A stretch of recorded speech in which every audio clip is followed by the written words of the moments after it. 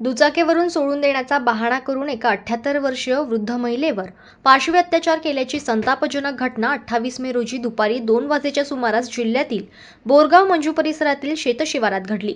वृद्ध महिलेच्या तक्रारीवरून बोरगाव मंजू पोलिसांनी 3 अज्ञात इसमांविरुद्ध गुन्हा दाखल केला असून आरोपी 30 ते 35 वर्षे वयोगटातील असल्याचा अंदाज आहे. अकोला बसस्थानकावरून 78 वर्षीय वृद्ध महिला ही 28 मे रोजी दुपारी एसटी बसने मूर्तजापूर लगतच्या दाळंबी गावाला जाण्यासाठी निघाली होती. दुपारी सुमारे 2 वाजता दाळंबी गावात जाण्यासाठी ही महिला राष्ट्रीय महामार्गावर बसमधून उतरली.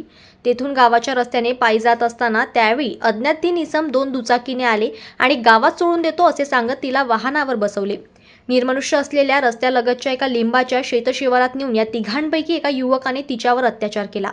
या प्रकारची वाच्यता केल्यास ठार मारण्याची धमकी वृद्ध महिलेला देण्यात आली. या दरम्यान गावातील 2 व्यक्ती रस्त्यावरून जात असताना वृद्ध महिलेला दिसले असता तिने आरडाओरडा केली. आवाज कानावर पडताच त्या दोन्ही व्यक्तींनी शेताकडे धाव घेतली. त्यावेळी अत्याचार करणाऱ्या युवकाने घटनास्थळावरून पळ काढला. मदतीसाठी गेलेल्या त्या दोघांनी पीडित महिलेला तिच्या घरी नेले. महिलेने घडलेला प्रकार कुटुंबियांना सांगितल्यानंतर कुटुंबियांनी बोरगाव मंजू पोलीस स्टेशनमध्ये धाव घेतली. तसेच या प्रकरणी तक्रार नोंदवली असता पोलिसांनी अज्ञात 3 जणांविरुद्ध भारतीय दंडविधान कलम 376-34 नुसार गुन्हे दाखल करून आरोपींचा शोध सुरू केला आहे. जिल्हा पोलीस अधीक्षक बच्चन सिंह यांनी घटनेची गंभीर दखल घेत स्थानिक गुन्हे शाखेला सखोल तपास करण्याचे निर्देश दिले. त्या अनुषंगाने पोलीस पथक गठीत करून सीसीटीव्ही फुटेजची पाहणी स्थानिक गुन्हे शाखेच्या पोलिसांनी केली.